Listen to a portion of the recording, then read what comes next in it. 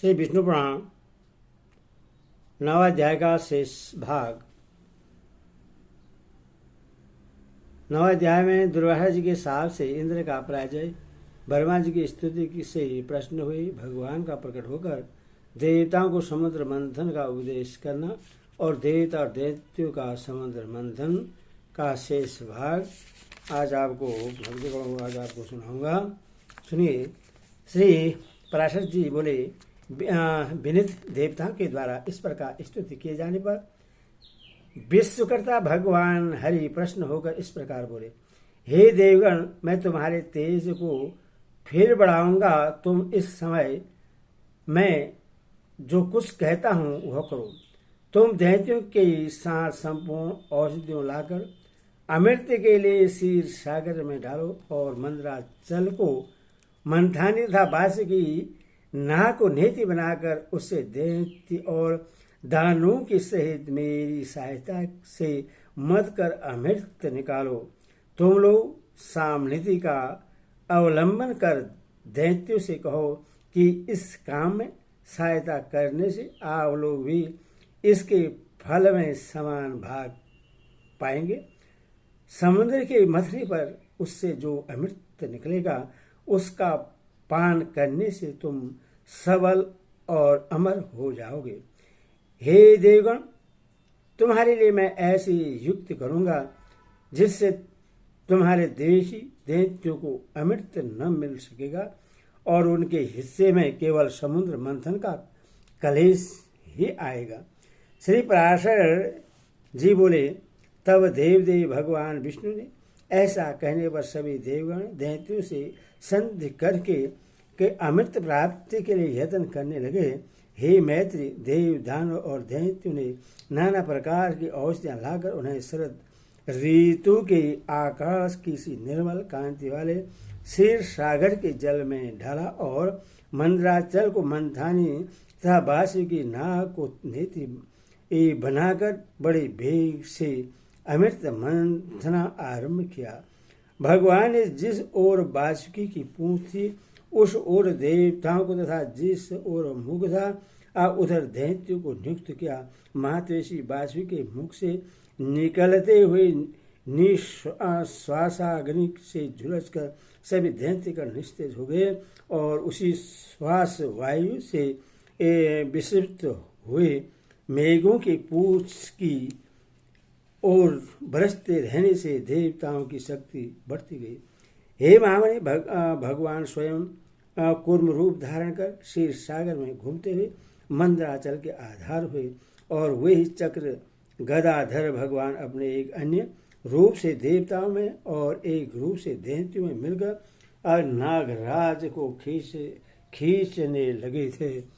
तथा हे मैत्री, एक अन्य विशाल रूप से जो देवता और दैत्य को दिखाई नहीं देता था, श्री केशव ने ऊपर से पर्वत को दबा रखा था। भगवान श्री हरि अपने तेज से नागराज बांसुरी में बल का संचार करते थे और अपने अन्य तेज से वे देवताओं का बल बढ़ा रहे थे।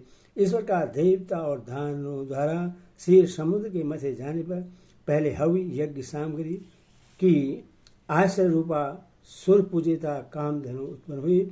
हे महामुनि, उस समय देव और दानव गण अति आनंदित हुए और उसकी ओर चित्त खींच जाने से उनकी एक टकटकी बद गई। फिर स्वर्ग लोक में यह क्या इस प्रकार चिंता करते हुए सिद्धों के समस्त मत से घूमते हुए नेत्रों वाली वारुणी देवी प्रकट हुई और पुनः मंथन करने पर उस क्षीर सागर से अपने गंध से त्रिलोकी को सुगंधित करने वाला तथा सुर सुंदरियों का आनंदवर्धक कल वृक्ष उत्पन्न हुआ। हे मैत्री, तत्पश्चात क्षीर सागर के रूप में रूप और उदारता आदि गुणों से युक्त अति अद्भुत अप्सराएं प्रकट हुई। फिर चंद्रमा प्रकट हुए जिससे महादेव जी ने ग्रहण कर लिया। इसी प्रकार क्षीर सागर से उत्पन्न हुए विष को नागों ने ग्रहण किया। फिर श्वेत वस्त्रधारी साक्षात भगवान धन्वंतरी जी अमृत से भरा कमंडलू लिए प्रकट हुए। हे मैत्री, उस समय मुनि गण के सहित समस्त दैत्य और दानवगण स्वस्थ चित्त होकर अति प्रसन्न हुए। उसके पश्चात विकसित कमल पर विराजमान स्फुट कांतिमयी श्री लक्ष्मी देवी हाथ में कमल पुष्प धारण के क्षीर समुद्र से प्रकट हुई। उस समय महर्षि गण अति प्रसन्नता पूर्वक श्री सुक्त द्वारा उनकी स्तुति करने लगे तथा विश्वावसु आदि गर्धवगण उनके सम्मुख गान और घृतादि आदि अप्सराएं नृत्य करने लगी। उन्हें अपने जल से स्नान कराने के लिए गंगा आदि नदियां स्वयं उपस्थित हुई और दिग्गजों ने सुवर्ण कलशों में भरे हुए उनके निर्मल जल से सर्वलोक महेश्वरी श्री लक्ष्मी देवी को स्नान कराया। क्षीर सागर ने मूर्तिमान होकर उन्हें विकसित कमल पुष्पों की माला दी तथा विश्वकर्मा ने उनके अंग प्रत्यंग में विविध आभूषण पहनाए। इस प्रकार दिव्य माला और वस्त्र धारण कर, दिव्य जल से स्नान कर, दिव्य आभूषणों से विभूषित हो श्री लक्ष्मी जी संपूर्ण देवताओं के देखते देखते श्री विष्णु भगवान की वश स्थल में विराजमान हुई। हे मैत्री, श्री हरि की वह स्थल में विराजमान श्री लक्ष्मी जी का दर्शन कर देवताओं को अकस्मात अत्यंत प्रसन्नता प्राप्त हुई और हे महाभा, लक्ष्मी जी ने परित्यक्त होने के कारण भगवान विष्णु के विरोधी विप्रचित आदि दैत्यगण परम उद्गन व्याकुल हुए। तब उन महाबलवान दैत्यों ने श्री धन्वंतरी जी के हाथ से वह कमंडल छीन लिया। इसमें अति उत्तम अमृत भरा हुआ था। अथवा स्त्री मोहनी रूपधारी भगवान विष्णु ने अपना माया से दानवों को मोहित कर उनसे वह कमंडलू लेकर देवताओं को दे दिया। तब इंद्र आदि देवगण उस अमृत को पी गए। ऐसे दैत्य लोग अति तीखे खंडक आदि शस्त्रों से सुसज्जित हो उनके ऊपर टूटे हुए, किंतु अमृत पान के कारण बलवान हुए देवताओं द्वारा मारी काटी जाकर दैत्यों की संपूर्ण सेना दिशा विदिशाओं में भाग गई और कुछ पाताल लोक में भी चली गई। फिर देवगण प्रसन्नतापूर्वक शंख चक्र गदाधारी भगवान को प्रणाम कर पहले ही के समान स्वर्ग का शासन करने लगे। हे मुनिश्रेष्ठ, उस समय से प्रखर तेजयुक्त भगवान सूर्य अपने मार्ग से तथा अन्य तारागण भी अपने अपने मार्ग से चलने लगे। सुंदर दीप्तिशाली भगवान अग्निदेव अत्यंत प्रज्वलित हो उठे और उसी समय से समस्त प्राणियों की धर्म प्रवृत्ति हो गई। हे द्विजोतम, त्रिलोकी की श्री संपन्न हो गई और देवताओं में श्रेष्ठ इंद्र भी पुनः श्रीमान हो गए। तदंतर इंद्र ने स्वर्गलोक में जाकर फिर से देव राज्य पर अधिकार पाया और राज सिंहासन पर आरूढ़ हो पद हस्ता श्री लक्ष्मी जी की इस प्रकार स्तुति की। इंद्र बोले, संपूर्ण लोगों की जननी विकसित कमल के सदृश नेत्र वाले भगवान विष्णु के वक्षस्थल में विराजमान कमलोद्भवा श्री लक्ष्मी देवी को मैं नमस्कार करता हूँ। कमल ही जिनका निवास स्थान है, कमल ही जिनके कर कमलों में सुशोभित है तथा कमल दल के समान ही जिनके नेत्र हैं, उन कमल मुखी कमल नाव प्रिया श्री कमला देवी की मैं वंदना करता हूँ। हे देवी, तुम सिद्धि हो अथवा सदा हो, स्वा हो, सुधा हो, त्रिलोकी को पवित्र करने वाली हो तथा तुम ही संध्या रात्रि प्रभा विभूति मेधा श्रद्धा और सरस्वती हो। हे सौनय, यज्ञ विद्या कर्म कांड महाविद्या उपासना और गोह विद्या इंद्रजाल तुम ही हो तथा हे देवी, तुम ही मुक्ति फलदायिनी आत्मविद्या हो। हे देवी, आन्वेक्षिकी तर्क विद्या वेदतरी वार्ता शिल्प वाणिज्य आदि और दंड नीति राजनीति भी तुम ही हो। तुम्ही ने अपने शांत और उग्र रूपों से यह समस्त संसार व्याप्त किया हुआ है। हे देवी, तुम्हारे बिना और ऐसी कौन स्त्री है जो देव देव भगवान गदाधर के ये योगी जन चिंतित सर्व यज्ञमय शरीर का आश्रय पा सके। हे देवी, तुम्हारे छोड़ देने पर संपूर्ण त्रिलोकी नष्ट प्राय हो गई थी, अब तुम्ही ने उसे पुनः जीवित दान दिया है। हे महाभागे, स्त्री पुत्र ग्रह धन धान्य तथा सुहृदय ये सब सदा आप ही के दृष्टिपात से मनुष्य को मिलते हैं।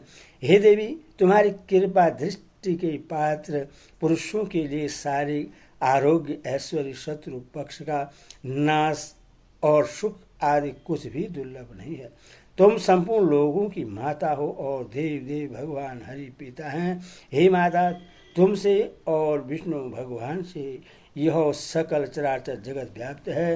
हे सर्व पापिनी मातेश्वरी, हमारे कोक खजाना गोष्ठ पशुशाला ग्रह और भोग सामग्री शरीर और स्त्री आदि को आप कभी न त्यागें, अर्थात इनमें भरपूर हैं। विष्णु वसह स्थल निवासिनी, हमारे पुत्र सुहृदय पशु और भूषण आदि को आप कभी न छोड़ें। हे अमले, जिन मनुष्य को तुम छोड़ देती हो उन्हें सत्व मानसिक बल असत्य शौच और शील आदि गुण भी शीघ्र ही त्याग देते हैं, और तुम्हारी कृपा दृष्टि होने पर तो गुणहीन पुरुष से भी शीघ्र ही शील आदि संपूर्ण गुण और कुलीनता तथा ऐश्वर्य आदि से संपन्न हो जाते हैं।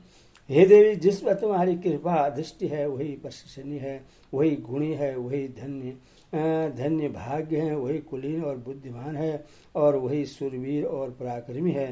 हे विष्णुप्रिय, हे जगत जननी, तुम जिसके श्री विमुख हो उसके तो शील आदि सभी गुण तुरंत अवगुण रूप हो जाते हैं। हे देवी, तुम्हारे गुणों का वर्णन करने में तो श्री ब्रह्मा जी की रचना भी समर्थ नहीं है, फिर मैं क्या कर सकता हूँ। अतः हे कमल नयने, अब मुझ पर प्रश्न हो और मुझे कभी न छोड़ें। श्री पराशर जी बोले, हे देव, इस प्रकार सम्यक स्तुति किए जाने पर सर्वभूत स्थिता श्री लक्ष्मी जी सब देवताओं के सुनते हुए इंद्र से इस प्रकार बोले। श्री लक्ष्मी जी बोली, हे देवेश्वर इंद्र, मैं तेरे इस स्रोत्र से अति प्रश्न हूँ। तुझको जो अभिष्ट हो वही वर मांग ले, मैं तुझे वर देने के लिए ही यहाँ आई हूँ। इंद्र बोले, हे देवी, यदि आप वर देना चाहते हैं और मैं भी यदि वर पाने योग्य हूँ तो मुझको पहला वर तो यही दीजिए कि आप इस त्रिलोकी का कभी त्याग न करें, और हे समुद्र संभवे दूसरा वर मुझे यह दीजिए कि जो कोई आपकी इस स्रोत से स्तुति करे उससे आप कभी न त्यागें। श्री लक्ष्मी जी बोली, हे देव श्रेष्ठ इंद्र, मैं अब इस त्रिलोकी को कभी न छोड़ूंगी।